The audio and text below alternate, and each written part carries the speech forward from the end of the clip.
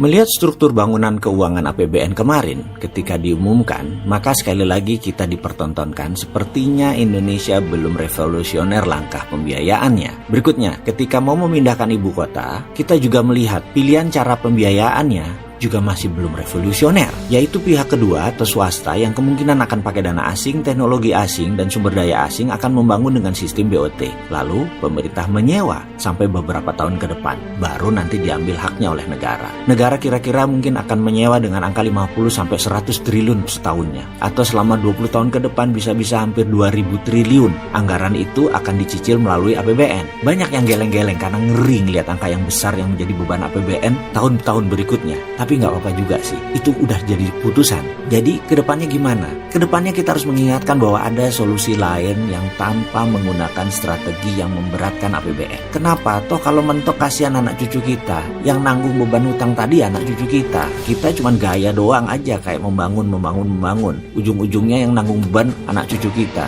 Tapi tenang, kita tetap bantu. Kita bantunya bagaimana? Walaupun sudah berkali-kali diungkapkan dengan berbagai cara, tetap aja solusi kita bukan menjadi solusi pilihan. Tapi nggak apa, namanya juga cinta tanah air. Tetap kita memberikan solusi. Kita lihat sejarah sebentar. Di tahun 1964, mata dunia terbelalak sewaktu Tokyo menyelenggarakan Olimpiade. Bisa dikatakan semua sarana modern terbaik di zaman yang ada di Tokyo, ada di Jepang untuk Olimpiade tersebut. Apa yang membuat banyak negara dan banyak orang terkejut? Karena Jepang itu rata tanah, kalah Perang Dunia Kedua. Tapi kurang dari 20 tahun mendadak menjadi kekuatan terbesar Asia. Sekali lagi, apa yang Jepang lakukan? Mengapa kurang dari 20 tahun Jepang bisa menjadi negara nomor 1 lagi di Asia? Padahal rata tanah tahun 45. Kita intermezzo sebentar. Di video sebelum ini kita menceritakan bahwa di tahun 1918, Jerman juga rata tanah, kalah Perang Dunia Pertama. Tapi tahun 1936, Jerman menjadi negara superpower. Kita sudah tahu informasi tersebut. Tapi tetap kan gak berani menjalankan pakai cara Jerman. Bener kan? Wahai para pejabat negara, sekarang kita tiru cara Cina.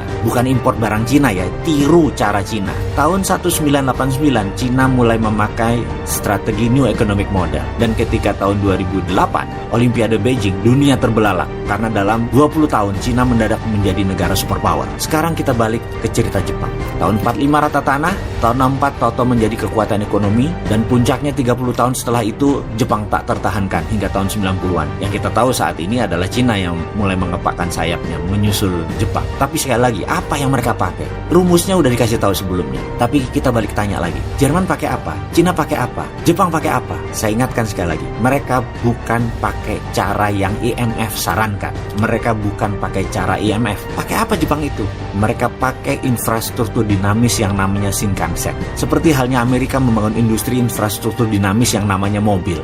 Sejak awal abad ke-20, di sekitar tahun 1910-an di masa keemasannya mobil baru diciptakan, yaitu zamannya Ford dan General Motors memenuhi jalanan. Jalanan saat itu masih terbuat tanah dan kerikil. Infrastruktur dinamis Amerika namanya mobil. Bahkan lampu lalu lintas, marka jalan itu belum tercipta. Kemudian di tahun 1950, setelah Perang Dunia Kedua, out of thin air, Amerika mencetak $100 billion di bawah FDR, Franklin Delano Roosevelt, untuk membangun infrastruktur statis yang namanya highway dan rel kereta api untuk membangkitkan ekonomi, karena sudah ada infrastruktur dinamisnya. Jadi membangun itu adalah infrastruktur dinamis dulu, baru infrastruktur statis atau berbarengan. Kembali ke Jepang. Yang Jepang lakukan setelah Perang Dunia Kedua adalah membangun jaringan rel kereta api di seluruh Jepang berbarengan dengan industri kereta api. Kita semua tahu berapa panjang rel kereta api di Jepang itu. Panjangnya adalah 2 kali panjang rel kereta api di seluruh Amerika, atau panjangnya rel kereta api Jepang adalah 10 kali panjangnya rel kereta api di seluruh Prancis. Semua infrastruktur dinamis dan statis Jepang tadi 100% adalah produk buatan anak negeri Jepang. Mesinnya, teknologinya, bahan bakunya, lalu uangnya cetak dari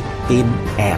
Jepang bukan bangun rel kereta api yang isinya barang impor, bukan membangun jalan tol yang mobilnya impor. Demikian juga Amerika, demikian juga Cina. Mereka membangun infrastruktur tersebut, isinya adalah barang lokal mereka, create produk lokal mereka. Kalau kita membangun infrastruktur statis tapi isinya barang impor, artinya kita membangun infrastruktur negara orang. Jangan gitulah ya. Jadi Indonesia tuh niru yang mana? Fisiknya benar membangun, tetapi social cost accountingnya nggak dihitung. Jadi isinya infrastruktur statisnya ya infrastruktur dinamis milik negara orang lain. Bensinnya impor, mobilnya impor, ngangkuti barang impor. Lah ini namanya membangun infrastruktur GBHN negara lain.